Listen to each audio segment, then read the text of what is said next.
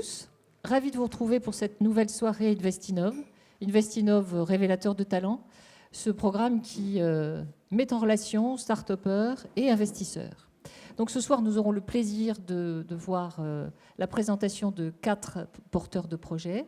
Vous savez à quel point je suis ravie de vous retrouver dans ces locaux, puisque la Banque Populaire du Nord a vraiment, ça nous tient vraiment à cœur d'accompagner les porteurs de projets qui sont sur notre territoire. Et avant de passer la parole à Christian, je voudrais vous partager une excellente nouvelle. Vous vous souvenez peut-être de Charlie Solutions, qui a pitché, le porteur de projet a pitché en décembre 2022 à la soirée Investinov.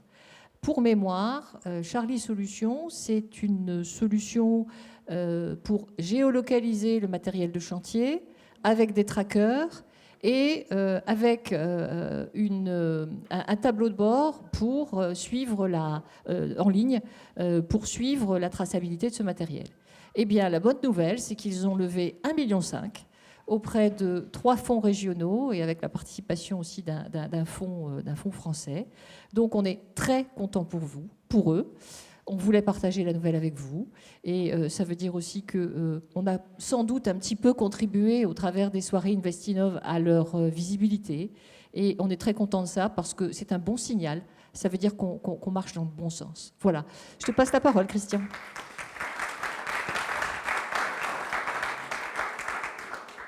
Merci Sabine. Effectivement, Charlie Solutions, c'est vraiment le témoignage de ce que l'on peut faire au travers de cette initiative Investinov qui consiste à mettre en relation les entreprises qui sont en recherche de fonds et vous, les business angels, pour leur permettre de développer leurs projets, de développer leur entreprise. Alors ce soir, 4 entrepreneurs vont nous présenter leurs projets. La soirée est animée par Yannick Boucher, qui est le chef du service économie à la Voix du Nord, donc fidèle parmi les fidèles. Le format est simple, c'est 7 minutes de pitch, 7 minutes de questions-réponses. Vous pouvez poser vos questions via le numéro qui s'affiche ou avec les petits papiers qui sont posés sur les chaises. Voilà, le SMS est gratuit, vous posez votre question. Et je vais laisser tout de suite la parole à Yannick pour nous présenter les 4 projets. Merci beaucoup Christian, merci pour votre présence et pour votre attention. Il s'est passé quelque chose d'intéressant la semaine dernière avec ce qu'on appelle l'économie d'innovation dans notre région, puisque Eurasanté a inauguré à Liévin après Euralimentaire à L'Homme-Sequedin, après Eurasanté bien évidemment avec toutes ces déclinaisons sur l'île et Eurasenior à Arras, un nouvel écosystème de start-upers autour des sporttech. Il y avait un trou dans la raquette, maintenant il n'y en a plus. Il y a une dizaine de projets qui sont déjà dans cette mouvance. Peut-être aura-t-on le plaisir d'avoir dans les prochaines soirées des pitchers venant des sporttech, compléments alimentaires, analyse de performance pour les sportifs, les petits, les grands, l'élite ou autres. Et en tout cas, c'est quelque chose de très très important à Liévin, en plus au cœur du bassin minier. Donc je voulais partager aussi cette bonne nouvelle. C'est la deuxième bonne nouvelle de la soirée. Avec Vivalet, je vous invite à aller voir un peu ce qu'ils font. Et là aussi, vous avez de beaux projets qui auront certainement besoin d'être accompagnés par des BA sensibilisés et engagés. Alors ce soir, on a 4 projets qui sont particulièrement concernants, vous allez voir, puisqu'on va avoir avec Buddies un nouveau réseau social, 100% Made in Hauts-de-France, sur l'image et la photo. On aura Céléos sur la lutte contre le cancer, vous allez voir, c'est complètement bluffant.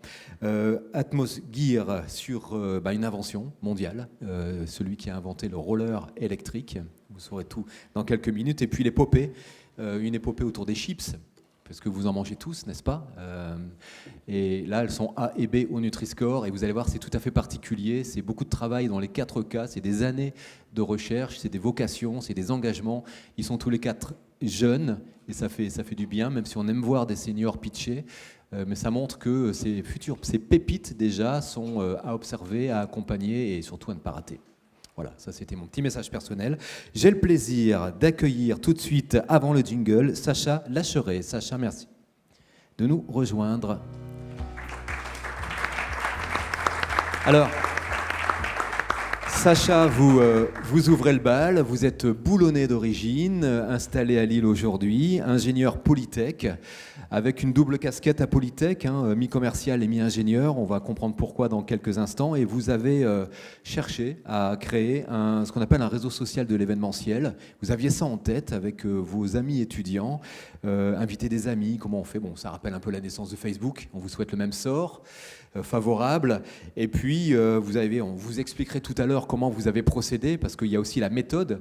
Et on a affaire ce soir à la naissance à quelque chose qui est un peu bluffant, parce que Buddies a déjà 150 000, en 8 mois, 150 000 utilisateurs. C'est plus de 1500 par jour. Donc, c'est quelque chose qui est complètement parti.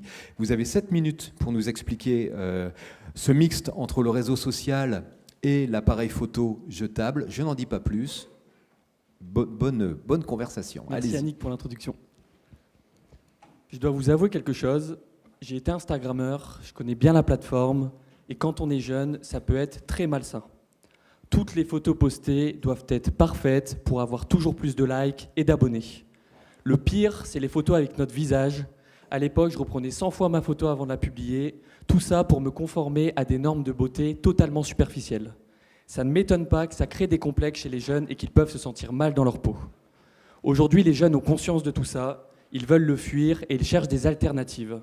C'est pour ça qu'on a lancé Buddies. On est en train de créer le réseau le plus spontané, où les jeunes sont eux-mêmes et profitent plus de l'instant, au lieu de se conformer à des normes totalement déconnectées de la réalité. Est-ce que vous allez vous identifier au concept de Buddies? Non, mais notre cible, elle, oui. Notre secret sauce, c'est qu'on a mixé le concept d'un appareil photo jetable avec ce que les jeunes aiment le plus, un réseau social. Comme pour l'appareil photo jetable, quand on prend une photo sur Buddies, on ne voit pas le rendu de sa photo. Donc inutile de faire plusieurs reprises pour avoir la photo parfaite.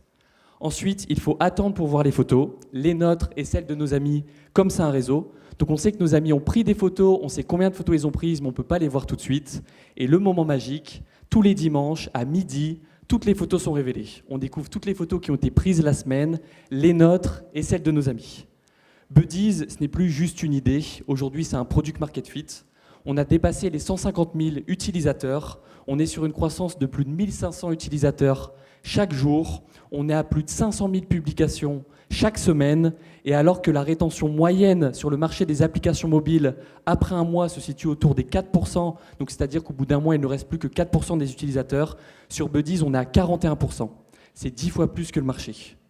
Si on a de telles statistiques aujourd'hui et une telle croissance, c'est parce que Buddies répond à un désir de spontanéité auquel les réseaux sociaux actuels du marché, tels qu'Instagram, BeReal et Snapchat, ne répondent pas.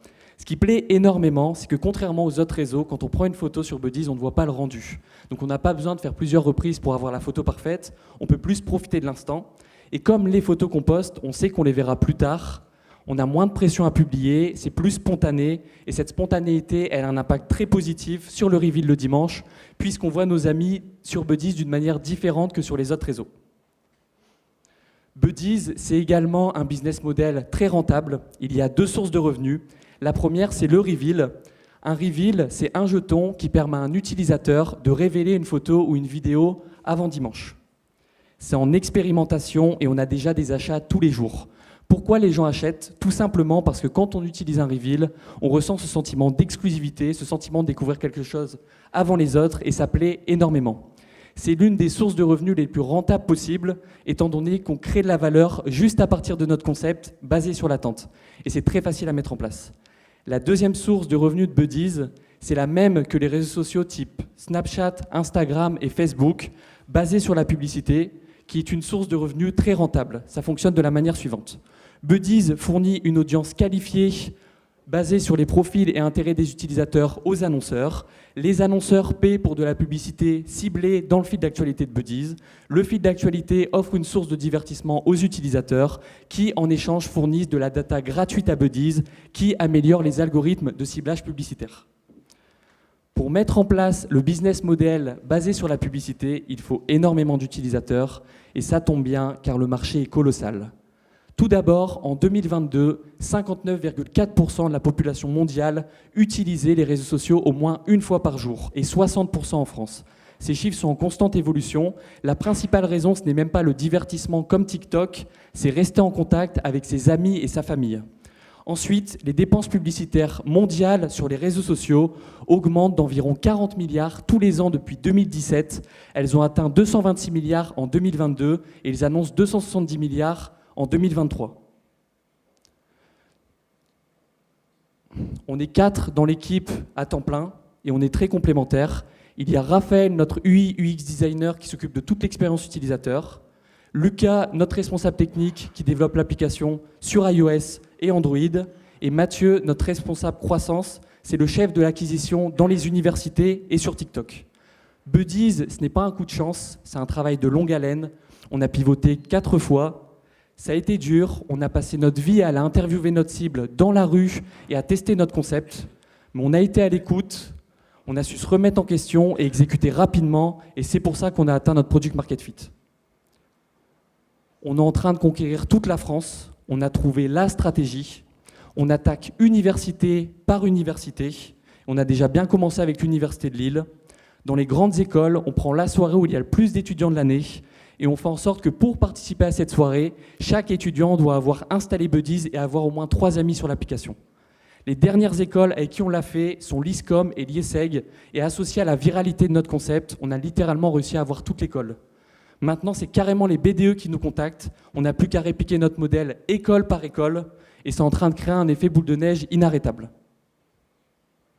Aujourd'hui, on lève 500 000 en equity pour continuer à conquérir les écoles, exploser le marché français et commencer à partir à l'international. La plupart du budget sera alloué au marketing et au développement dans les universités. Vous avez des enfants, des petits-enfants ou des jeunes dans votre entourage. Honnêtement, je leur souhaite 1000 fois plus d'être sur une application comme Buddies plutôt que sur des réseaux qui les déconnectent de la réalité. Pour investir dans le réseau de demain, venez me voir pendant la soirée ou contactez-moi pour prendre rendez-vous. Je serai ravi d'échanger avec vous. Merci de votre attention.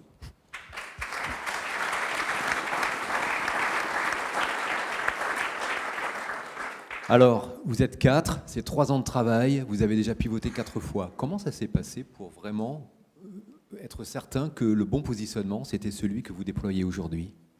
Alors, c'était grâce à notre méthodologie, si on a pu atteindre notre product market fit. Pour les 2 premiers concepts, on savait que ce n'était pas les bons parce qu'il suffisait d'aller dans la base de données et on voyait directement que ce n'était pas le bon concept. Donc ça, c'était vraiment la première chose. Au début, toutes nos décisions étaient basées sur nos intuitions et sur les retours de nos proches. Et donc c'est pour ça que ça ne fonctionnait pas. Et à un moment donné, on s'est dit, les seuls retours qui nous intéressent, c'est ceux de notre cible. Donc du coup, comment avoir le plus de retours donc notre cible, c'est les 15-25 ans. Comment avoir le plus de retours de notre cible possible? En allant directement dans la rue pour les interviewer. Donc ça, c'était une première étape. La deuxième étape, c'est que quand on va voir les gens et qu'on présente notre concept, tout le monde nous dit que c'est génial. Donc du coup, pour avoir des retours honnêtes auprès de notre cible, ce qu'on faisait, c'est qu'on leur disait, si vous trouvez que le concept est nul et que vous nous dites que c'est génial, ça ne nous aide pas, donc soyez honnêtes. Malgré ça, les gens étaient gentils dans la rue, donc on leur demandait de mettre des notes entre 9 et 10. Et si la note était des notes entre 1 et 10, et si la note était inférieure à 9, on savait que ce n'était pas la bonne chose. Et du coup, avoir avancé comme ça, uniquement avec les retours de notre cible, avec des notes entre 9 et 10, forcément, on a commencé par atteindre vraiment un concept sérieux. Et à un moment donné, du coup, on était arrivé au 3e pivot, parce qu'il y avait 4 pivots. Le 3e pivot, ça marchait mieux qu'avant, mais ça marchouillait. Et ça, c'est compliqué parce que quand on a un concept qui marche un peu, on ne sait pas trop si on doit continuer ou arrêter. Et vu que notre ambition était vraiment forte, on s'est dit on doit pivoter. Et à un moment donné, à une soirée, du coup, on était ensemble et on a vu une vidéo de Kevin Systrom, le fondateur d'Instagram, qui explique que le plus dur, en fait, c'est pas de trouver plein de solutions à plein de problèmes. Le plus dur, c'est de trouver le bon problème à résoudre qui va toucher des millions de personnes. Et du coup, en fait, ce qu'on a été faire, c'est qu'on est retourné dans la rue, on a interviewé notre cible sur leurs besoins avec les réseaux sociaux. Et là, il y a une fille qui nous a dit moi, avant de publier sur BeWheel, je prends entre 2 et 10 photos. Du coup, on s'est dit OK, c'est bizarre, nous, on a le même comportement. Et en fait, on a interviewé les gens dans la rue. Et en fait, on s'est rendu compte que 99% des gens reprenaient leurs photos avant de publier sur les réseaux. Et donc là, on s'est dit OK, il faut créer un concept à partir de ça. Sur la spontanéité. C'est ça. Et on a masqué le rendu. Et sur la frustration également. Il faut attendre dimanche. C'est ça. Il faut attendre dimanche, sauf si on achète un jeton. C'est ça. En effet, il y a déjà une question. Comment avons-nous accès aux photos de nos amis? Et comment contrôlons-nous notre communauté? Est-ce qu'on peut les sortir du cercle d'amis? Oui. Alors, du coup, c'est un réseau privé. C'est vraiment un réseau qu'entre amis. Donc, les seules personnes qui peuvent voir vos photos, c'est vos amis. Si une personne n'est pas amie, elle ne peut rien vous faire. Elle ne peut pas envoyer de message ou autre. Donc, c'est vraiment privé dessus. Très bien. Une croissance de 30 000 utilisateurs en 6 mois, 120 000 en 3 mois. Est-ce que vous pouvez nous en dire un petit peu plus ? C'est en voie d'accélération. La courbe, elle est comment là aujourd'hui ? Elle est comme ça ? Du coup, on est vraiment sur une courbe exponentielle. Pourquoi on a cette croissance-là ? La première chose, c'est parce qu'on a travaillé pour atteindre ce product market fit. Ça a été long, on a passé du temps, mais maintenant, c'est vraiment en notre faveur. La deuxième chose pour cette croissance, c'est la magie des réseaux sociaux, hein. Un réseau social, plus il y a d'utilisateurs, donc plus on va avancer, plus on aura d'utilisateurs, donc ça se voit là. Et ensuite, la troisième chose, c'est nos méthodes d'acquisition pour atteindre justement des points de bascule encore plus forts, c'est les universités et sur TikTok. D'accord, les bureaux des élèves vous appellent maintenant. C'est ça, vous êtes oui. déjà connu, identifié en France. Est-ce que vous imaginez un développement à l'international ? Clairement. Là, du coup, notre but, il y a une stratégie qui est, faut pas se... Imaginons que vous vouliez lancer le téléphone et que personne n'a de téléphone. Si vous voulez lancer le téléphone et que vous voulez cibler par exemple toute la France, il va y avoir 2 personnes par-ci, 2 personnes par-là, ça ne va jamais fonctionner. Donc la meilleure stratégie, c'est vous prenez une université, vous trouvez la stratégie pour que toutes les personnes dans l'université aient le téléphone, et à partir de là, du coup, ça va créer un effet boule de neige qui va grossir. Donc du coup, on est en train de faire cette stratégie en France, et du coup, quand elle fonctionnera en France, on ira à l'international. Avez-vous des concurrents ? Question rituelle sur la concurrence ? Vous êtes les premiers sur la spontanéité ou pas ? Aujourd'hui, est-ce qu'il y a déjà des exemples ? Vous travaillez avec TikTok, par exemple. Vous êtes servi de ce réseau social pour... Oui. Du coup, en concurrent, du coup, les principaux, c'est ceux que j'ai cités. Parce que là, on commence à avoir vraiment beaucoup d'utilisateurs. Donc, c'est BeWheel, c'est Snapchat, c'est Instagram. Donc ça, c'est vraiment les concurrents. Et vous êtes sur la niche, stratégiquement, vous avez choisi de travailler sur la photo anti-instantanée. C'est ça. C'est un peu le premier réseau anti-instantané. Très bien. Il y a une question. Est-ce qu'une ouverture est possible aux grands groupes, notamment pour travailler la culture d'entreprise, le sentiment d'attachement ? On l'a eu beaucoup cette question-là justement. Donc pour l'instant c'est pas le focus. Pour l'instant vraiment on continue sur ce qui marche énormément avec la cible. Et après c'est sûr que quand le réseau sera beaucoup plus gros, là on pourra commencer à ouvrir aux entreprises et autres pour justement travailler la culture d'entreprise. Parce que c'est très sympa des entreprises qui font des after-work, ils prennent des photos, ils les voient pas tout de suite, ils voient pas le rendu de leurs photos et ils découvrent tout dimanche. Donc ça fait vraiment des interactions. Donc c'est sûr que ça peut être intéressant aussi. Et en termes d'annonces publicitaires, le business model, où en est-on aujourd'hui ? Parce qu'il faut énormément d'utilisateurs. Quel est l'effet clic, en fait, l'effet de masse qui permettra le seuil au-delà duquel vous commencerez à vraiment intéresser à braquer les projecteurs publicitaires sur vous ? Alors pour un réseau, c'est vraiment énormément d'utilisateurs. C'est-à-dire, c'est pas 100 000. La limite ? Par exemple, Instagram, c'était quand ils avaient 100 millions d'utilisateurs. À 100 millions d'utilisateurs, ils ont commencé à mettre ça en place.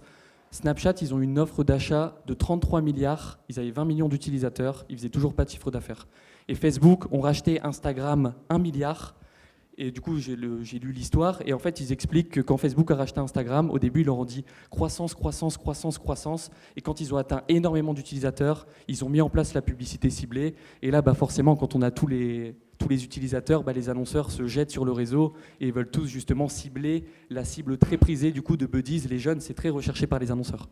Vous citez Instagram, Facebook, etc. Ils font partie du top 10 des plus grandes fortunes professionnelles mondiales, avec énormément d'ambition. On a l'impression que dès qu'un, je vais être un peu irrévérencieux, mais dès qu'un petit jeune se lance sur un réseau social, il va faire fortune. Est-ce que vous arrivez à vous projeter ? Ça va rester franco-français, européen, ou vous pensez qu'il y a vraiment une place pour développer la photo anti-instantanée sur un réseau social ? Il y a clairement une place, parce que notre ambition, elle est forte.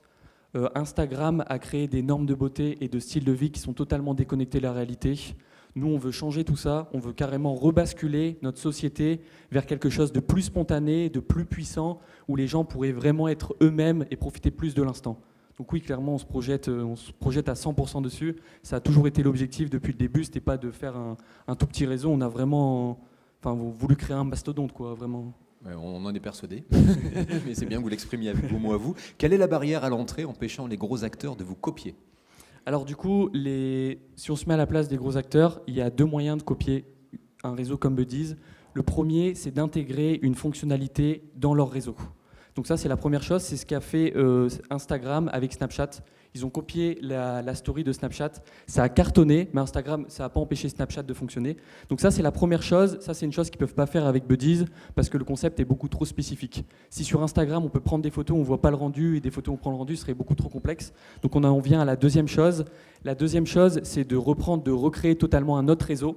C'est ce qu'ils ont essayé de faire avec BeWill. Ils ont créé TikTok Now, ça n'a pas marché. Ils ont essayé de faire ça avec Snapchat, ça n'a pas marché. Il y a deux choses qui nous protègent. La première chose, c'est est-ce que vous voulez utiliser le vrai Buddies ou le Buddies low cost? Parce que les gens, ils font attention à ça. Il y a vraiment l'image de marque. Ils sont intéressés par ça. Et voilà. Et voilà, Buddies, ça veut dire les potes en américain. C'est ça. Et vous êtes soutenu, pour être complet, par Aura Technologies et le réseau Entreprendre Côte d'Opale. Merci beaucoup. Merci Sacha pour ce pitch. Merci. Cette présentation. Alors, merci, on est vraiment dans les temps. C'était vraiment 7 minutes tout pile. Alors, on va complètement changer d'univers et vous allez voir que là aussi, il y a quelque chose de particulièrement intéressant à lever, puisque Philippe Saudemont, bienvenue, merci de nous rejoindre pour Céléos. On est dans le cœur de la santé. Vous êtes soutenu par Aura Santé, par Odéfi, par le réseau Entreprendre Nord. Vous êtes de Waterloo. Vous avez étudié la biologie à l'Université de Lille. Et puis vous êtes intéressé à ce qu'on appelle la spectrométrie de masse. C'est une balance moléculaire qui permet de peser en fait les molécules. Et en pesant les molécules, on est capable de déterminer leur nombre dans vos tissus. Sur la peau, je ne suis pas spécialiste, vous allez nous raconter ça, mais c'est une méthode tout à fait innovante de diagnostic moléculaire pour mesurer l'ensemble de ces molécules sur des tissus et donc de savoir si, en temps réel, pendant une opération contre une tumeur cancéreuse, le chirurgien a bien tout retiré ou pas. Je le dis avec des mots très vulgarisés, mais c'est beaucoup moins simpliste que cela, bien évidemment. C'est un véritable projet d'entreprise. Philippe, vous avez 7 minutes, vous êtes deux, vous êtes à Aura Santé, et essayer de transformer une technologie en dispositif médical, c'est une première. À vous la parole. Merci Yannick pour l'introduction. Bonsoir à toutes et à tous. Je vais vous parler ce soir d'une situation que malheureusement nombre d'entre nous connaissent. C'est celle d'un proche à qui on annonce un cancer. Dans la majeure partie des cas, le traitement qui est assigné, c'est la chirurgie qui est une étape.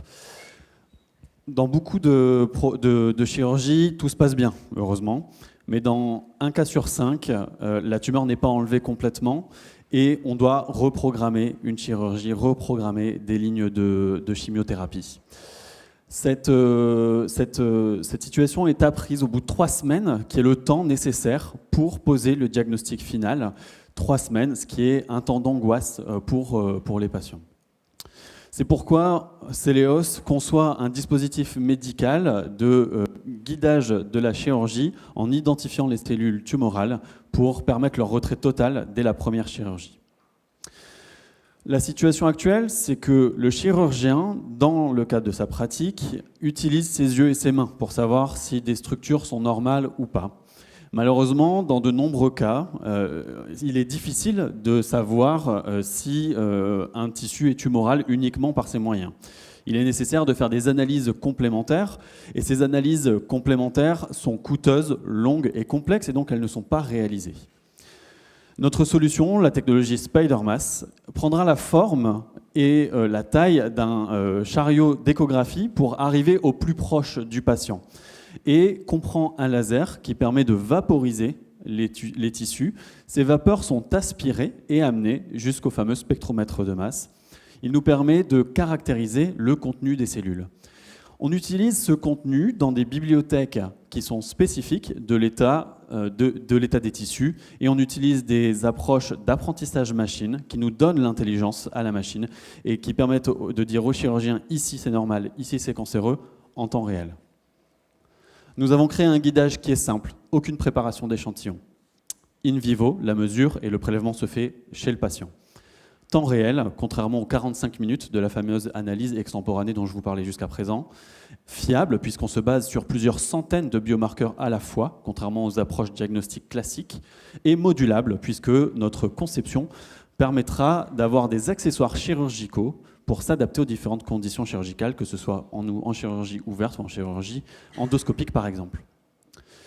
Vous avez certainement entendu parler de méthodes de guidage du chirurgien. Aujourd'hui, le gold standard, c'est l'analyse extemporanée dont je vous parlais. Et on utilise beaucoup l'imagerie interventionnelle avec le guidage par IRM, par échographie, par ultrason.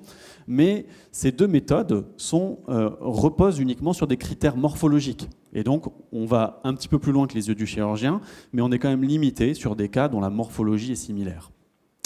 Il y a des méthodes de guidage du chirurgien par la fluorescence qui arrivent sur le marché, mais qui nécessitent la connaissance préalable des marqueurs exprimés par la tumeur. Et bien souvent, le signal fluorescent est diffus, ce qui nécessite de prendre des marges autour des tumeurs. Et il existe des méthodes moléculaires dont on fait partie, qui sont toutes en cours de développement, aucune sur le marché, et pour lesquelles nous présentons un avantage technologique breveté, avec plus de spécificité, une capacité d'expliquer pourquoi notre diagnostic est celui qu'il est, et une technologie qui modifie moins le geste du chirurgien. Le modèle économique dépendra du besoin du client final. Nous allons proposer de base un abonnement à nos bases de données, à nos logiciels, associés à des services pour avoir des revenus récurrents. Et en fonction, nous proposerons soit des ventes de systèmes et d'accessoires, soit un paiement à l'utilisation, qui est le modèle que nous préférons mettre en avant. Et en prenant des évaluations, des estimations ascendantes du marché potentiel, avec une atteinte de 15% des centres agréés pour conduire des chirurgies, nous avons un potentiel économique en France de 26 millions d'euros, en Europe de 150 millions, en Amérique de 282 millions d'euros et en Asie de plus de 800 millions d'euros. Alors qu'une étude de marché réalisée par Alcimed démontre qu'il y a plus de 20 cancers différents qui bénéficieraient de notre technologie. Donc vous vous doutez bien que le potentiel économique est énorme. Le Celeos a été créé par 5 associés cofondateurs, j'en suis le président. J'ai une formation donc scientifique de base et nous avons recruté notre CTO il y a quelques mois maintenant, qui est un spécialiste du développement et de l'industrialisation de dispositifs médicaux innovants. Nous avons avec nous les professeurs Isabelle Fournier et le professeur Zoltán Takats à temps partiel, qui sont des références et des KOL dans l'utilisation de la spectrométrie de masse pour le guidage de la chirurgie. Nous nous inscrivons au milieu de partenaires qui sont orientés autour du besoin du patient, en passant de l'académique à l'industriel via la clinique, excusez-moi. Et nous avons autour de nous des experts qui nous accompagnent et qui nous apportent des expertises complémentaires pour maximiser les chances de réussite de ce projet. Nous avons prévu sur cette première levée de fonds, d'amorçage, 11 recrutements, le design de 2 systèmes accompagnés de leur dossier de validation réglementaire pour l'entrée en phase clinique, une plateforme logicielle et une bibliothèque de données. Notre besoin total est prévu de 4,2 millions d'euros jusque 2025 et je suis aujourd'hui face à vous pour notre levée de fonds qui est de 2 150 000 euros, dont 900 000 euros que nous recherchons en equity. Nous avons entamé notre roadshow et des discussions avec différents acteurs régionaux et nationaux. La liste n'est pas exhaustive, bien entendu. Nous avons une proposition financière en cours de validation auprès du Centre Oscar Lambret qui souhaite entrer au capital de Celeos. C'est une grande première pour eux et c'est un signe fort que des cliniciens trouvent un intérêt dans notre proposition de valeur. Nous avons été labellisés French Tech Seed et nous avons un prêt d'amorçage BPI, 200 000 euros.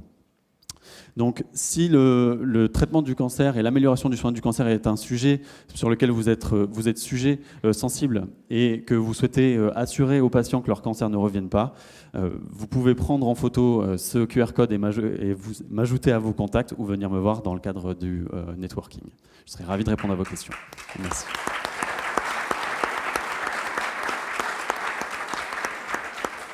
N'hésitez surtout pas à poser des questions, elles sont toutes les bienvenues et nous les poserons. Merci Philippe, donc vous êtes 2, il y a 5 associés, vous êtes actuellement donc à l'Institut de recherche sur le cancer à Lille. Il y a une grosse marque d'intérêt du Centre Oscar Lambret, est-ce qu'il y en a d'autres ? Oui, tout à fait. Alors, cette étude de marché dont je vous ai parlé sur Alcimed est arrivée il y a quelques semaines maintenant. Ça a été un long travail puisque forcément on a énormément d'utilisation potentielle et donc il faut cibler la meilleure. Dans le cadre de cette étude de marché, Alcimed était extrêmement surpris par les marques d'intérêt présentées justement par les cliniciens. On a eu plusieurs propositions de co-développement. D'accord. Cette solution a-t-elle été testée ? J'imagine que oui. Hein. Vous êtes doctorant, vous êtes docteur. Oui. docteur d'une thèse donc en dermatocosmétique, avec Pierre Favre, je crois. Yes.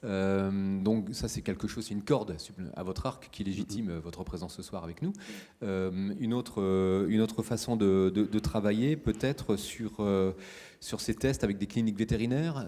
Un petit mot, Yes. parce que c'est quand même important. Ça a Oui. été quand même, c'est bien avancé. Il y a quand même Tout à fait. beaucoup d'années de travail. Pour reprendre un petit peu ce qui a été fait jusqu'à présent, le projet est né en 2014. Des discussions justement avec de chirurgiens du 10 ans centre de Oscar travail. Lambré. C'est 10 ans de travail académique à l'Université de Lille, des collaborations. Donc il y a eu beaucoup de publications qui ont été faites sur la caractérisation de différents cancers, sur le couplage de notre technologie à des bras robotisés pour prévoir le couplage aux robots chirurgicaux, sur l'imagerie topographique pour aller reconstruire des images sur des surfaces. Donc oui, il y a eu beaucoup de développement scientifique. Du point de vue clinique, on a fait une preuve de concept en bloc opératoire vétérinaire. C'était le résultat du programme de maturation réalisé avec la SAT-Nord. Et on a pu mettre notre système dans la clinique vétérinaire Oncovet et l'utiliser pendant des opérations. À Villeneuve-d'Ascq. Et dans le cadre de ma thèse, il y a donc c'est une thèse en aspect cellulaire et moléculaire de la biologie, pour apporter plus de précision, appliquée à la dermocosmétique. Et on a fait une étude clinique sur 220 volontaires pour la caractérisation de l'état inflammatoire de la peau. Oncovet, acteur majeur de l'oncologie animale, Tout à fait. Et la société OCR, OCR. dont Voilà. Dominique Tierny est associé Exactement. de Cellulose d'ailleurs. Et qui est passé ici il y a quelques années. Tout à fait. Une magnifique entreprise de notre région. Vous avez parlé d'apprentissage machine il y a quelques instants. Est-ce que cela veut dire intelligence artificielle? Comment vous maniez tout ça? Oui, alors Et on est-ce a... que c'est un avantage concurrentiel par rapport aux autres? Exactement. On a procédé par étapes. C'est vrai que le terme IA, c'est un buzzword qui ressort récemment, qui a été développé au fur et à mesure. Donc on a commencé par de l'apprentissage machine conventionnel et ça fonctionne très bien pour faire de la classification, ce que l'on fait.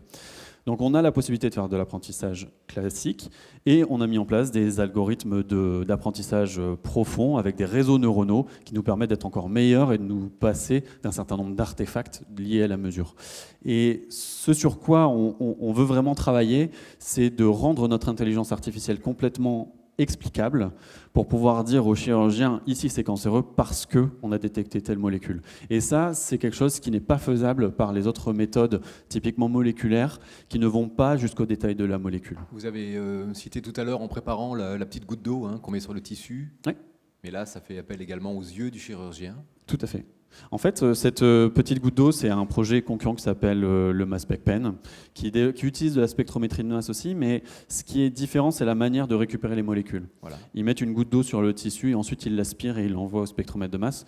Vous vous doutez bien qu'il faut plusieurs secondes de contact, il faut aspirer, il y a des transferts de On liquide. n'est pas en temps réel. Ça modifie complètement le geste du chirurgien et c'est pas du Alors tout du temps justement, réel. la question est importante. Quel est le pourcentage de fiabilité, donc d'efficacité, Mhm. de votre technologie par rapport aux autres solutions? Parce qu'on a compris dès l'introduction du pitch qu'il fallait réopérer dans un cas sur 5. Tout à fait. En fait, les méthodes, donc il y a un seuil critique en médecine, c'est le seuil des 5% d'erreur. Donc tous les tests statistiques sont faits aussi dans cette direction-là. Donc il faut avoir 95% de bonne classification d'un test pour qu'il soit accepté. On est aujourd'hui à nos stades précoces à 94%. Et quand on utilise l'intelligence artificielle, on monte même à 99%. Donc on a déjà de très bons résultats qui, on l'espère, seront encore meilleurs lorsqu'on aura des bases de données plus grandes et mieux constituées. Une autre question, quelle économie peut être générée par le dispositif? J'imagine qu'il s'agit d'économie financière. Coût de l'opération additionnelle réalisée et la chimio complémentaire est-elle nécessaire? Oui. Alors il faut savoir que le coût du bloc opératoire environné, c'est entre 1000 et 2000 euros de l'heure. Sur une opération, ça peut chiffrer un petit peu plus. Donc ça fait déjà multiplié par, dans le cadre du cancer du sein par exemple, c'est 400 000 secondes d'opération par an. Donc on modifie ça par 400 000. On a déjà une idée approximative du coût opératoire. C'est aussi du temps de bloc qui peut être utilisé pour soigner d'autres patients. C'est de l'amélioration des process à l'hôpital. Et c'est une diminution, on l'espère, du temps opératoire pour rendre le retrait des tumeurs plus rapide aussi. Très bien, donc un retour sur investissement pour résumer un petit peu la situation qui est rapide pour vous. Alors le retour sur investissement... La mise sur le marché c'est 2028, Yes. mais à partir du moment où c'est bien déployé, Ah oui, oui, oui. le Alors, ROI, effectivement, on prévoit de pouvoir atteindre le potentiel, l'équilibre économique au bout de la vente de 20 systèmes. Donc c'est un long temps d'attente, mais un retour sur investissement rapide. Et encore une fois, je le précise ici, c'est le premier segment de marché qu'on vise. C'était important à signaler. Merci beaucoup. Si vous n'avez plus de questions, vous pouvez aussi lever la main et la poser, hein, pour ceux qui osent. Mais il me reste à vous remercier, Philippe, pour votre présentation. Je pense qu'on peut l'applaudir. Pour Céléos. Il me reste à remercier, non, c'est pas fini, mais à ce stade de cette charmante soirée, merci à nos partenaires, il va de soi de les remercier. Merci à Marine Cornavin. Marine, où es-tu? Merci de te lever, Marine. Et on peut t'applaudir. Tu es compagnon de route des pitchers, puisque tu avec Madame Pitch, bien sûr, il est à la présentation sur le petit calico là derrière vous, devant vous, tu structures les pitchs, hein, parce que tu sais très bien qu'un mauvais pitch peut faire foirer complètement un projet, un investissement et la réussite d'une opération. Il faut trouver les bons mots et voilà, tu es complètement sur ce segment-là et c'est très utile. Je crois qu'il n'y a pas un pitcher qui est passé entre tes mains qui ne se souvient pas de ton expertise. Voilà. Donc merci aussi à Julien Meunier. Julien, tu es là. Merci Julien. Alors Julien, vous le connaissez. Ceux qui ne le connaissent pas encore, c'est pas bien, parce que Julien, c'est KPMG. KPMG, c'est à Marc-en-Barœul, et tu es spécialiste de l'innovation pour accompagner les pitchers, les recadrer sur les business plans, sur les questions un peu techniques, trouver les bons partenaires également. Hein, enfin, voilà, tout cet environnement économico-financier, juridico-social aussi. Enfin voilà, c'est toi, et c'est bien utile aussi. C'est pour ça que les pitchs sont très bien faits, comme vous avez pu le remarquer. Et puis merci à Tanguy Dubly, hein, du cabinet Bignon-Lebray, qui apporte toujours un petit coup de cœur. Merci Tanguy, de derrière. À Lille, voilà, merci. Donc on va continuer avec la deuxième partie de nos présentations. Et attention à la marche, j'ai appelé Mido. Mido, tu peux nous rejoindre. Mido Soliman pour Atmosgear. Alors Mido est venu sur ses deux jambes, ben oui, c'est assez particulier, c'est un petit spectacle, hein, ce soir. Mido, merci beaucoup. Vous avez, il soit qu'on se vous voit, il paraît. Vous m'avez dit, je suis patineur devenu ingénieur. C'est-à-dire que quand on a 12 ans et qu'on regarde un manga à la télévision, et on voit quoi? On voit un roller électrique à la télé. On parlait, alors voilà, allez, je te tutoie. Tu avais 12 ans, tu en as 26 aujourd'hui, et c'était la première fois dans la pop culture, hein, à l'occidentale, qu'on voyait un roller électrique à la télévision. Visiblement, il y a des visions qui frappent. Toi, c'est celle-ci. Et tu as décidé d'orienter complètement tout ton avenir professionnel très, très rapidement, avec le choix de tes études également, puisque tu es parti à Compiègne, à l'UTC, hein, l'Université Technologie de Compiègne, parce que c'est la seule école en France d'ingé avec une filière en mécatronique et également une partie entrepreneuriale. C'est ça que tu voulais faire pour aboutir à ce projet Atmosgear.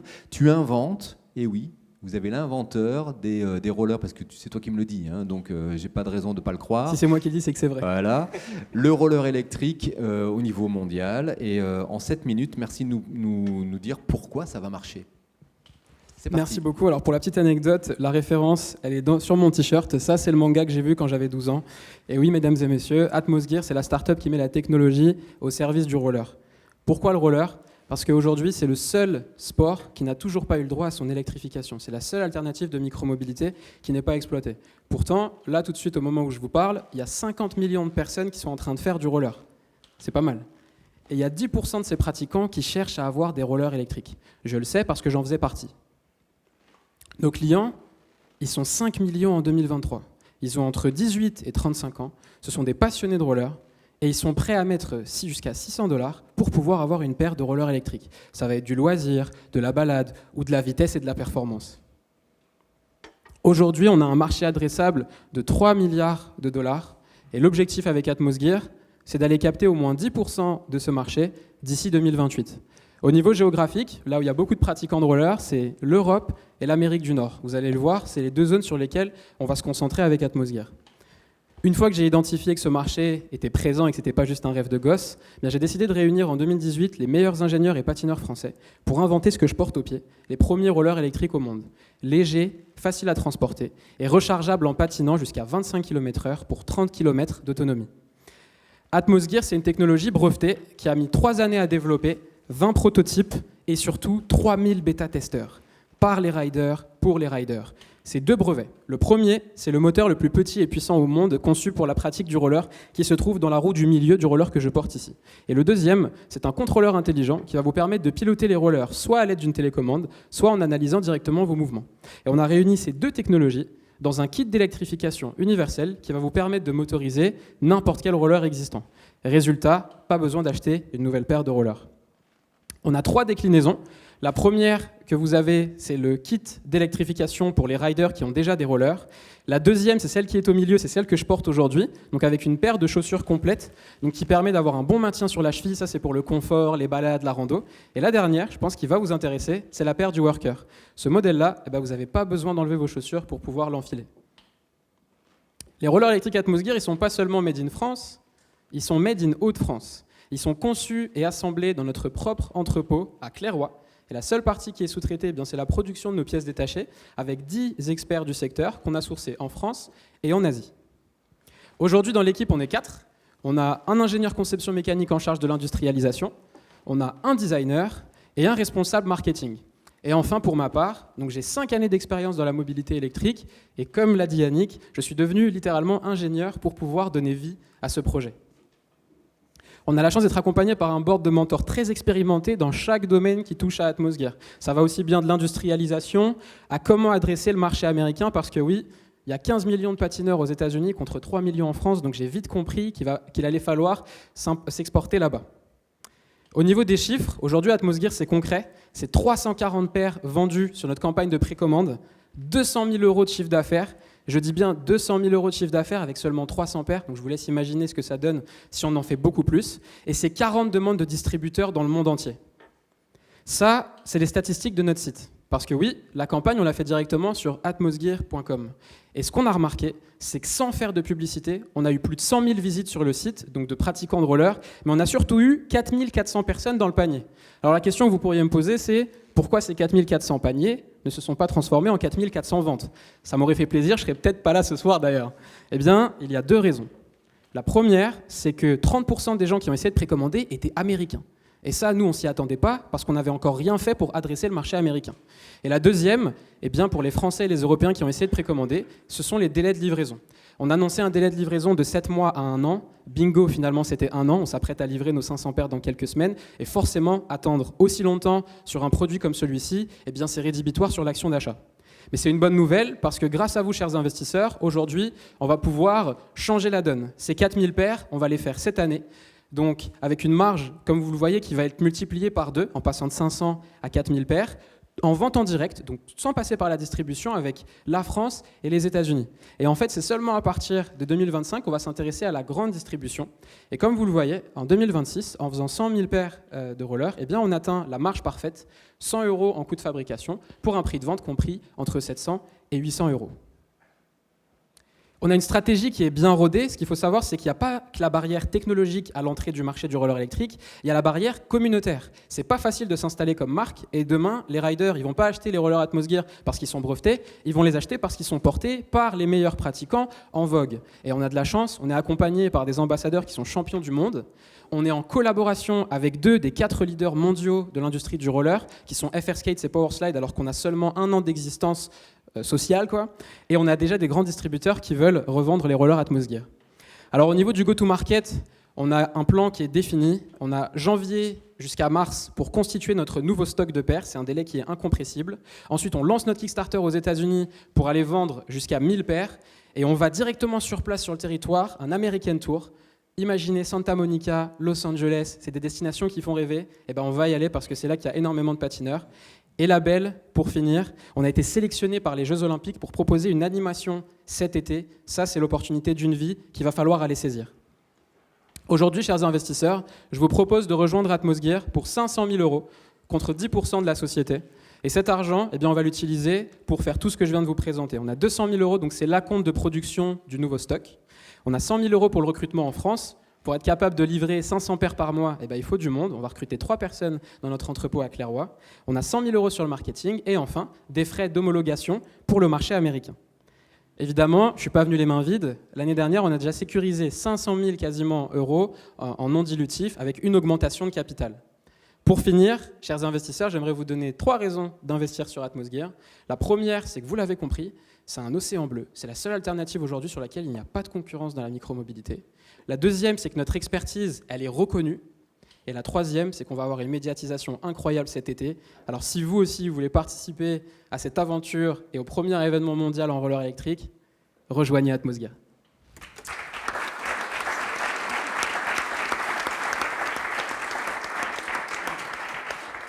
C'est sympa, hein? Il a que 26 ans, vous vous rendez compte?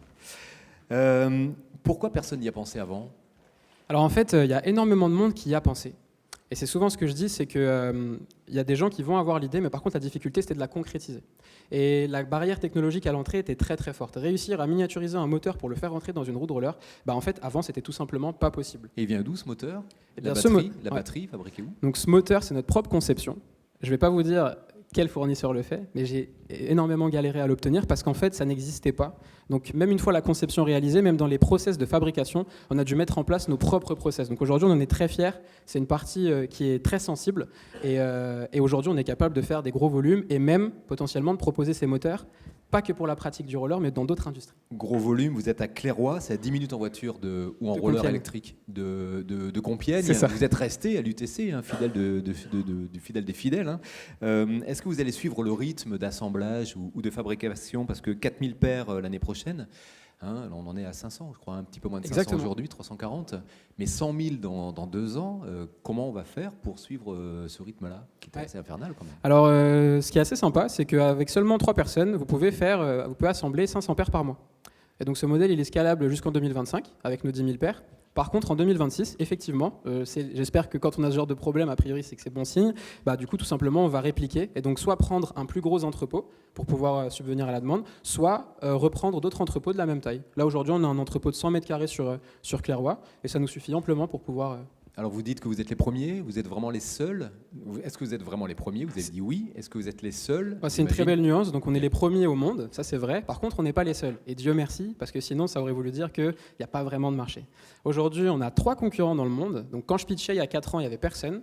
Là, depuis 2 ans, il y a plein de nouveaux concurrents qui essayent d'arriver sur le marché. La grosse valeur ajoutée d'Atmosgear, c'est déjà notre technologie. Sur les 3 concurrents, il y en a un qui utilise des moteurs de skateboard. Un autre, c'est un Américain qui fait des chaussures pour marcher vite, donc il n'a pas réussi à faire un roller électrique. Et donc on est vraiment leader pour l'instant, mais le marché est en train de se dessiner. On a dans la région le co-leader mondial des articles de sport avec Decathlon. Comment vous travaillez avec la Grande Maison Bleue? Ils vont pas vous boulotter à un moment donné? Alors l'ambition justement, c'est pour ça que je précisais qu'en 2024 et en 2025, en fait on va continuer, 2023-2024, on va continuer à se vendre en direct pour faire grandir la marque, avoir une très grande notoriété, pour pouvoir atteindre le stade où en fait ça va être plus facile pour nous de négocier sur les marges et le pricing évidemment et le positionnement dans les linéaires. L'idée c'est que ce soit Decathlon qui veuille venir nous distribuer, Decathlon, Best Buy au Canada et pas l'inverse. Alors vous êtes incubé chez Itera, en Picardie, n'est-ce pas, qui est un incubateur, un centre d'innovation. Est-ce qu'il y a encore du travail à faire en R&D? Quelle est la marge de progression encore? Des choses à améliorer peut-être? Alors aujourd'hui, en termes d'investissement. Ouais. Alors aujourd'hui, sur la partie R&D, on a terminé. Ça, c'est ce qui est bien, c'est que le projet est prêt à emporter. Par contre, on est en train de travailler sur un nouveau modèle. Parce que moi, je vous l'ai dit, tous les chiffres que je vous ai présentés, en fait, je m'adressais qu'au marché du roller. Donc les gens qui font déjà du roller. Je ne cherchais pas à m'adresser au grand public parce que les chiffres étaient déjà très bien. Et je me suis dit, pourquoi essayer de convaincre des gens qui ont d'autres alternatives? Sauf que, avec toute la médiatisation qu'on a eue, on a eu énormément de personnes du grand public qui se sont réintéressées au roller. Je me suis dit, ce serait dommage de ne pas faire un modèle pour le grand public. Et donc, en fait, on est en train de développer un nouveau produit grand public sur lequel vous n'avez pas besoin d'enlever vos chaussures, avec des toutes petites roues, moins de performance. Et celui-ci, l'objectif, c'est de le sortir en 2026 avec la grande distribution. On rappelle qu'on ne se casse pas la figure avec une assistance électrique quand on patine. On rappelle que c'est à chaque poussée. C'est ça. Donc en fait, la spécificité de notre système, c'est que malgré le fait qu'il y a un moteur, on est tout le temps en roue libre, ça reste un vrai roller. Donc contrairement à une trottinette électrique ou un vélo électrique, où quand vous tombez en panne, vous êtes un peu mal, là en fait, il n'y a pas de souci, c'est régénératif, vous pouvez continuer à avancer, donc on ne dénature pas. Contrôler l'accélération du déplacement. Vous êtes allé à Las Vegas, en Californie, c'est pas la première fois que vous irez, donc quand vous ferez votre tournée bientôt.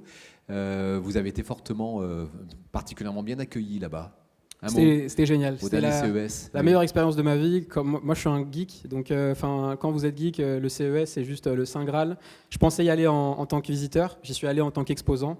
et on a représenté les Hauts-de-France. Il y avait à peu près 150, 200 startups françaises. On était la startup française la plus médiatisée de tout le CES, alors que je ne m'y connais même pas en relations presse. On a vraiment fait juste le minimum. Et c'est une preuve, encore une fois, du grand succès d'Atmosgear. Et les Américains sont très, très, très friands. J'ai fait tomber quelques journalistes durant l'événement, mais c'était très, très, très, très fun.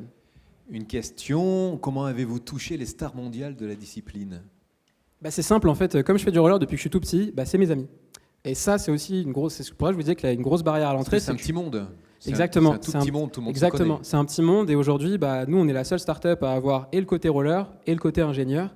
Là, tous mes concurrents, c'est juste des ingénieurs en fait. Donc, ils connaissent personne, ils sont connus de personne. Et donc, ouais, j'ai la chance d'avoir un très beau réseau dans le Vous allez donc démocratiser la pratique du roller, peut-être, puisque le skateboard, c'est déjà fait. Il y a des magasins partout, il y en a à Lille, spécialisés. Est-ce qu'on doit s'attendre à une explosion, un essor du marché, le marché est porteur? Mon ambition, c'est que cet été, vous voyez plein de personnes en roller électrique et que vous repensiez à moi et que potentiellement même, vous soyez vous-même en roller électrique. On va rigoler sur les pavés de Lille. Hein? Merci. Si vous... il y a une question. Dépendance auprès des 10 fournisseurs clés, point d'interrogation. Très très bonne question. Et maîtrise des coûts de revient. Ouais, ça c'est une très très bonne question. Je vous ai dit que j'avais mis 3 années à faire la R&D. J'ai mis 1 an et demi à sourcer. C'était extrêmement dur. Et en fait, j'ai eu beaucoup de galères avec des fournisseurs. Et à partir de ce moment-là, j'ai décidé de ne plus être dépendant d'un fournisseur. Ce qui fait que sur chacune de mes pièces détachées, donc il y en a une dizaine, j'ai 3 fournisseurs différents. Donc demain, s'il y en a un qui voit que la marque elle marche et qui s'amuse à augmenter ses prix, je m'en fiche, je vais chez le numéro 2 et ainsi de suite. Donc on est sur ça, on est très très safe. Merci beaucoup. Si vous n'avez plus de questions, on peut applaudir. Merci.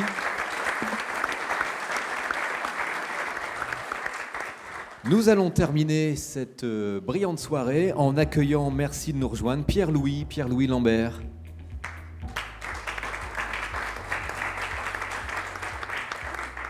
C'est notre deuxième Picard. Tu habites près de Saint-Quentin, tu as grandi près de Saint-Quentin, ingénieur agricole à Beauvais, un début de carrière dans l'industrie agroalimentaire pour des refontes de projets industriels. Ensuite, tu pars t'égarer en région parisienne pendant 2 ans et demi pour être dans une entreprise de conseil.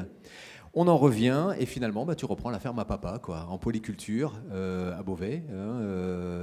Il n'y a pas d'élevage, c'est de la polyculture, c'est de la céréale. Et puis tu te demandes comment je peux valoriser mon produit, rapporter de la valeur dans ma ferme, comment je peux rendre mon produit accessible.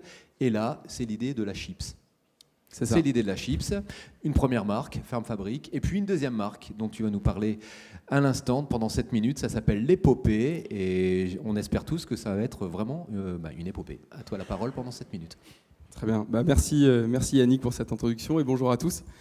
Donc je viens vous parler effectivement d'Épopée, notre marque. On est des créateurs d'apéros sains et gourmands qui valorisons les producteurs de nos campagnes. Et je vais vous parler d'un premier sujet qui va tous vous parler, j'en suis sûr, et qui est complètement indémodable, c'est le mieux manger. Alors pour certains, effectivement, le mieux manger, c'est plus de local, en direct de nos producteurs.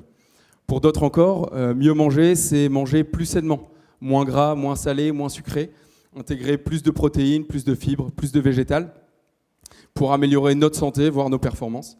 Et pour d'autres encore, mieux manger, c'est tout simplement se faire plaisir en testant des nouvelles saveurs, en découvrant des nouvelles choses qui soient les plus intenses possibles. Alors j'imagine que vous vous retrouvez tous, dans l'une de ces situations, voire dans toutes, à des degrés différents en fonction de vos sensibilités. Et c'est la raison pour laquelle en fait, on a créé l'Épopée, notre marque de snacks gourmands, sains, et qui valorise les producteurs de nos campagnes, à savoir local. Alors qu'est-ce qu'on fait chez l'Épopée ? On a lancé une première gamme, une gamme de chips de lentilles, et ces chips, elles sont gourmandes. Il ne faut pas perdre de vue l'aspect plaisir de l'apéro, et c'est ce qui va conditionner en numéro 1 le réachat, c'est le fait que ce soit bon. Et nos recettes, elles sont croustillantes, adaptées à tous les goûts, faciles à partager et faciles à consommer. Ensuite, nos recettes, elles sont plus saines. Grâce à une technologie innovante de cuisson sans friture, on a réussi à développer des chips qui sont 70% moins grasses que des chips traditionnelles, ce qui nous permet vraiment de nous différencier par rapport au marché.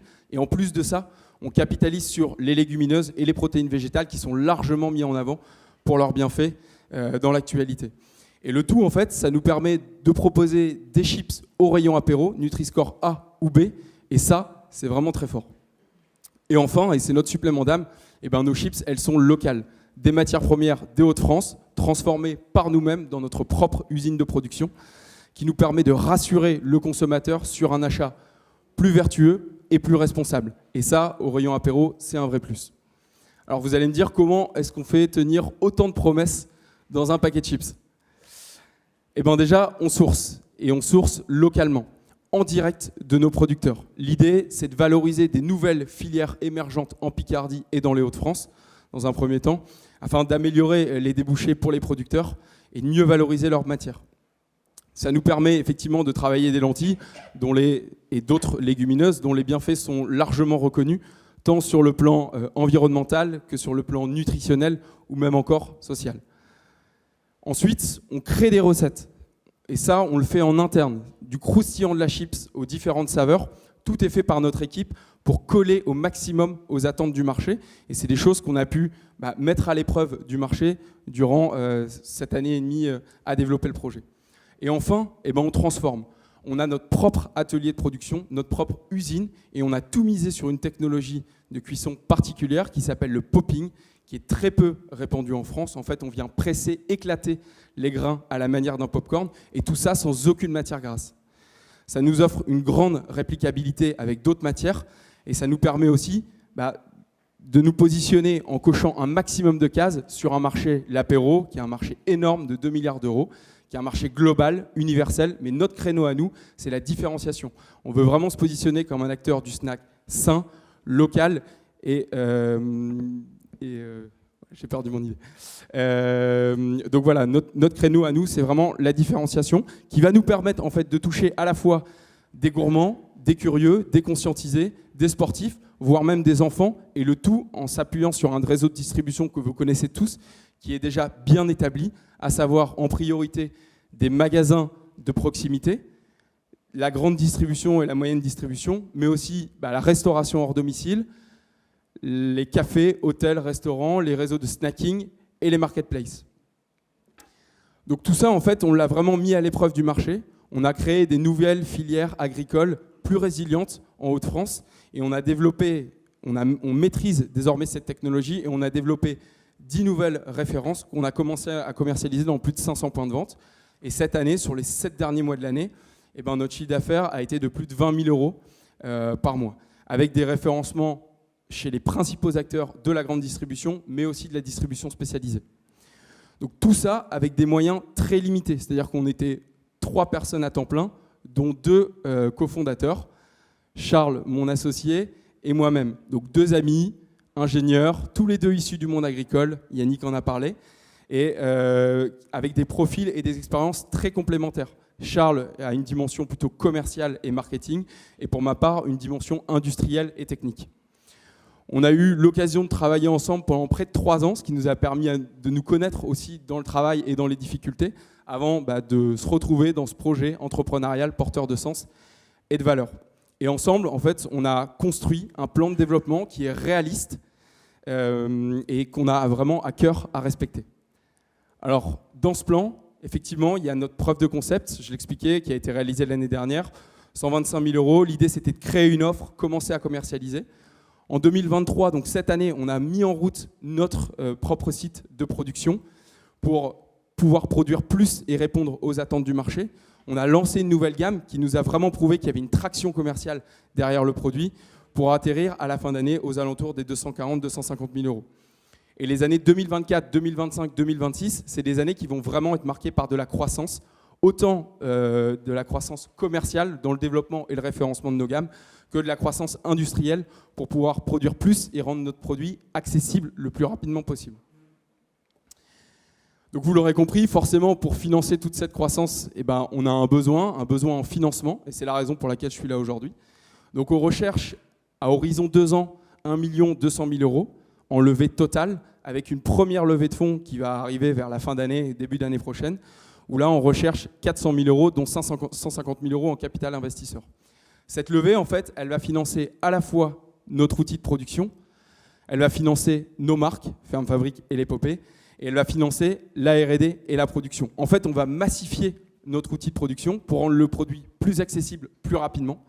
On va également investir dans nos marques, dans nos forces commerciales pour accélérer le référencement dans les réseaux existants, consolider, mais aussi aller chercher des nouveaux réseaux de distribution, comme je l'expliquais. Et enfin, l'innovation, elle ne sera pas mise de côté parce que ce qui nous différencie sur ce marché, c'est vraiment de proposer des produits qui soient différenciant de nos concurrents. Et donc, on va continuer à investir dans des nouveaux produits et dans des nouveaux process de production. Donc voilà, je pense que vous avez compris que c'est vraiment le moment de s'installer comme un leader sur ce segment de marché. Et si comme nous, voilà, vous partagez nos valeurs de simplicité, d'authenticité, de terroir, et que vous êtes aussi des passionnés d'apéro et de mieux manger, et je vous invite à venir découvrir nos produits au cocktail et venir me poser toutes vos questions. Voilà, merci à tous. Mais voilà, et pendant ce temps-là, alors Charles et moi, donc Charles qui est là, qui est mon associé, on est tous deux vraiment dédiés à 100% à ce projet. Donc j'ai fait le choix sur la ferme de mettre en place des ressources supplémentaires pour me libérer du temps et qu'on puisse vraiment se dédier à 100% dans ce projet qui nous passionne. Pourquoi ne pas parler de pommes de terre, de chips sans patates, de chips sans pommes de terre parce que voilà, il y a énormément d'acteurs qui font de la chips de pommes de terre. J'expliquais, oui. Nous, notre créneau, c'est vraiment de nous différencier. Justement. On est parti sur cette technologie, le popping, qui offre une grande réplicabilité. Elle va nous permettre de travailler de la pomme de terre. Aujourd'hui, elle nous permet de travailler des chips de blé, des chips de lentilles, mais elle va nous permettre de travailler plein d'autres légumineuses, plein d'autres protéines végétales, de la pomme de terre, du sarrasin, enfin, toutes ces nouvelles filières agricoles émergentes, résilientes, qui sont en train de se développer dans les Hauts-de-France. Est-ce un produit bio ? Alors, pour l'instant, on n'a pas développé de gamme bio. Le marché du bio, c'est pas forcément hyper en vogue. Ça peut être une opportunité de développement. Autour de cette techno, en fait, comme j'expliquais, on peut faire plein de choses. Donc du bio, enfin sur des marchés très spécifiques, du bio par exemple, du sans gluten, de l'hyperprotéiné, des chips à plus de 30% de protéines pour la diététique sportive par exemple, etc. Et on est vraiment au point sur cette techno aujourd'hui. Vous êtes sur un créneau haut de gamme, un paquet de chips, ça ne coûte pas très cher, en grande surface. Comment vous vous positionnez ? Alors, surtout dans le marché actuel, on est positionné sur deux réseaux, pour le moment sur 2 réseaux de distribution. On va étendre, et c'est ce qui est prévu. On a effectivement un positionnement qui est plus premium, qui est justifié par le local, qui est justifié par le plus sain, qui est justifié par plein de choses. Donc effectivement. Par contre, notre enjeu aussi, et c'est ce pourquoi je suis là ce soir, on a fait le choix d'investir dans notre propre technologie, de monter notre propre site de production, ça va être de le massifier pour rendre ce produit accessible. L'idée, c'est pas de vendre un paquet de chips à 4 €, mais c'est d'être aussi dans la logique du secteur et dans les prix du secteur. Vous insistez là-dessus, hein. L'avantage concurrentiel, c'est le popping aussi, surtout. Oui, d'abord. Tout à fait. D'abord. Entendu, vous êtes sur un ancien site revitalisé par Nestlé. C'est important parce que c'est l'ancrage dans le territoire. Combien d'emplois vont être créés ? Alors, on va créer 10 emplois à horizon 3 ans. Donc, le plan de développement que j'ai montré. C'est hyper important pour nous, le territoire, déjà parce qu'on est né les pieds dans la terre et on essaie de garder les pieds sur terre. Et alors, on a fait le choix vraiment de ne pas être qu'une marque qui commercialise des produits et qui les fait fabriquer comme certains acteurs à l'autre bout du monde, voire en Europe avec des matières premières dont on ne sait pas toujours d'où elles viennent. L'idée, c'est vraiment de valoriser des matières premières agricoles locales, de les transformer localement. Effectivement, vous le disiez à juste titre, on s'est installé sur un ancien site de production qui a été fermé, il y a des emplois qui ont été supprimés. Et nous, notre enjeu, c'est aussi de redynamiser cette zone, de recréer de l'emploi en local, et on est particulièrement attaché au territoire avec tous nos engagements. Il y a effectivement beaucoup de marques, mais elles ne produisent pas. Vous produisez. Il y a des marques qui produisent, il y a beaucoup de marques effectivement sur des segments type snacking sain ou type snacking premium qu'on connaît tous, qui sont incontournables aujourd'hui, qui ne produisent pas. Et nous, on pense qu'à l'avenir, ça va être un vrai avantage concurrentiel déjà pour maîtriser notre appro, et en plus de ça, pour se différencier avec des matières premières françaises, une production française. Made in France. Alors même. Justement, pardon, je coupe parce que ça va vite. Quelles sont les barrières à l'entrée, une question de la salle, pour lutter contre les grandes marques, les Pringles, les Lay's, etc. Je pense que j'ai donné un élément de réponse. Il y en a plusieurs. L'idée, c'est déjà de 1, la différenciation. Aujourd'hui, cette technologie, ce qu'il faut savoir, c'est qu'elle est très très répandue en Angleterre, aux États-Unis. Elle est très exploitée par les marques et pas encore en France. Donc nous, notre barrière à l'entrée, c'est il n'y a pas de brevet. Par contre, c'est tout le temps qu'on a passé vraiment à développer et maîtriser cette technologie, l'adapter à nos produits. Et ça, c'est hyper important parce qu'aujourd'hui, ça nous permet de proposer, et j'espère que vous aurez la chance de les goûter en venant nous voir, des produits qui sont sains, qui sont locaux, mais en plus de ça, qui sont gourmands, on en redemande. Et voilà, on peut les goûter. Après. On peut les goûter, tout à fait. Là, Et voilà, et l'idée dans la différenciation, et on pense que de plus en plus, ça c'est les nouvelles attentes des consommateurs, ils vont avoir besoin de plus de naturalité, de plus de ces choses. Et l'idée, c'est de cocher un maximum de cases pour justement lutter contre ces acteurs. Et en plus de ça, on a une légitimité qui ne s'achèteront jamais. C'est qu'on est à l'origine de la matière première, on la transforme, cette matière première, et ça nous permet vraiment... Est-ce que vous craignez l'accélération? Le consommateur a changé, il a besoin de nouveautés sans arrêt, l'innovation dans l'alimentaire. Vous allez suivre le rythme, vous commencez avec les lentilles, beaucoup de lentilles. D'ailleurs, il y a une question, devez-vous sécuriser les futures productions de lentilles pour assurer votre production? Il va falloir passer à autre chose. Les lentilles, une fois, on passe un effet de mode qui va en chasser un Les autre. lentilles, c'est super. Il y a un vrai effet de mode sur la lentille qui, en plus de ça, a été friché Qui est durable. Déjà, de capitaliser sur les développements qu'on a fait, de développer toute une gamme autour de la lentille. Et ça, voilà, ça c'est déjà en cours. C'est des choses qu'on va lancer assez rapidement. Et après, c'est de travailler aussi autour de la légumineuse, autour de cette technologie. Et derrière, notre atelier de production, on l'a conçu comme un couteau suisse du snack, c'est-à-dire qu'on va évoluer aussi sur d'autres choses, des grillages, des torréfactions de graines, avec des nouvelles filières comme l'amande, comme la noisette, qui sont en train de se monter dans les Hauts-de-France. Très bien, super, merci beaucoup. Si vous n'avez plus de questions. Merci Pierre-Louis. Merci beaucoup et merci à vous. Il me reste à Christian te céder le micro pour le petit mot de la fin. Un mot particulier ce soir, je crois. Alors, j'ai plusieurs mots particuliers pour ce soir. Je voulais déjà vous annoncer le lancement de la plateforme Investinov Digital. Nos prochaines rencontres, donc, qui s'affichent là. Notre CEO Academy le 17 octobre, les ambassadeurs de l'innovation le 19 octobre, notre Business Angels Academy le 14 novembre, Partners Connect le 16 novembre et Investinov ici le 5 décembre. Donc voilà, les mois s'annoncent chargés et bienvenue à vous dans ces différentes soirées. Je reviens sur la plateforme digitale Investinov. On a lancé cette plateforme. Elle est pour vous, les investisseurs, les fonds d'investissement. Vous y retrouverez tous les projets qui ont été sélectionnés dans le comité, par notre comité de sélection. Vous pourrez y sélectionner en fonction de vos critères les projets qui vous intéressent et vous pourrez demander votre accès via un QR code qui va s'afficher ou auprès de Marianne durant la soirée. Autre annonce, c'est un grand merci à nos partenaires. Tu l'as fait tout à l'heure, mais je voulais remercier nos partenaires, en particulier nos 3 partenaires qui accompagnent nos porteurs de projets. Donc Tanguy, que j'ai vu, du cabinet Bignon-Lebray, qui accompagne nos porteurs de projets sélectionnés, mais aussi ceux qui ne sont pas sélectionnés dans leur parcours, voilà, pour trouver un chemin à améliorer leur parcours pour développer leur projet. Julien de KPMG. Alors Julien avait une activité, une annonce, un pitch, je crois, à nous faire sur quelques évolutions récentes sur la législation. On lui laissera la parole juste après sur le sujet.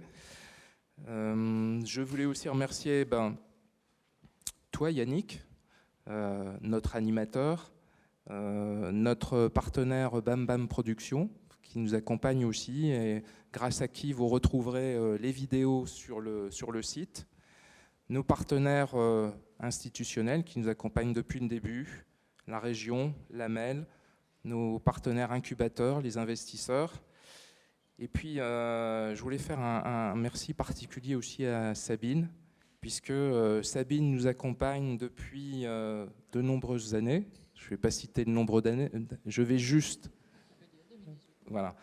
dire que tu as participé à plus de 35 soirées, comités de sélection, accompagné près de 150 porteurs de projets, ça commence à faire, et que c'était ce soir ta dernière soirée, qu'on voulait te remercier pour ton investissement, ta gentillesse.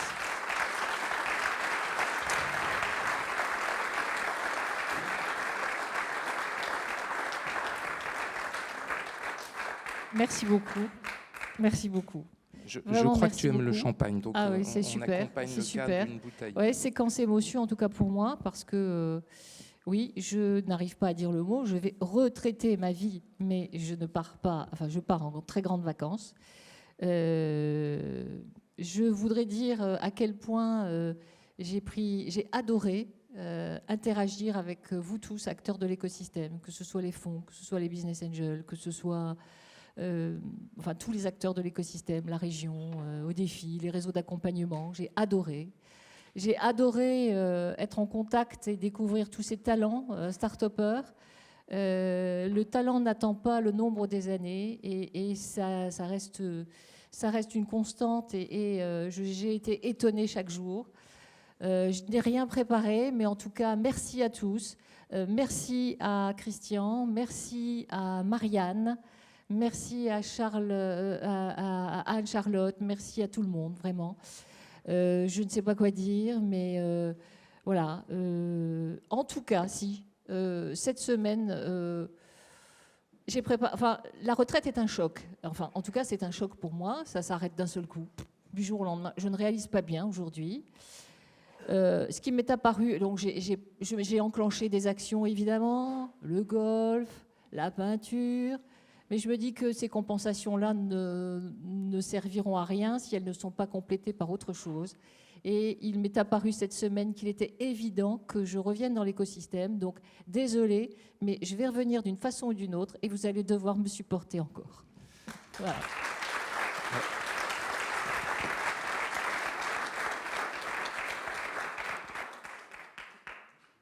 C'est avec grand plaisir qu'on continuera de t'accueillir aux soirées dans cet endroit qui restera le tien pour une bonne partie.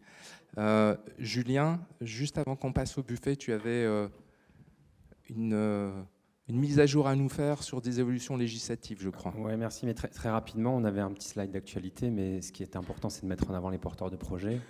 Il y a un petit changement en termes de législation aujourd'hui sur les standards de qualité dans les professions de santé. Et donc, on vous mettra peut-être rapidement après un petit slide avec un webinaire qui permet de vous accompagner sur ces changements de législation. Voilà, tout simplement. Voilà, donc n'hésitez pas à scanner le QR code et puis on sera ravis de vous accueillir sur ce webinaire pour échanger sur les nouvelles contraintes qui vont s'imposer à certains acteurs de la santé. Voilà, tout simplement.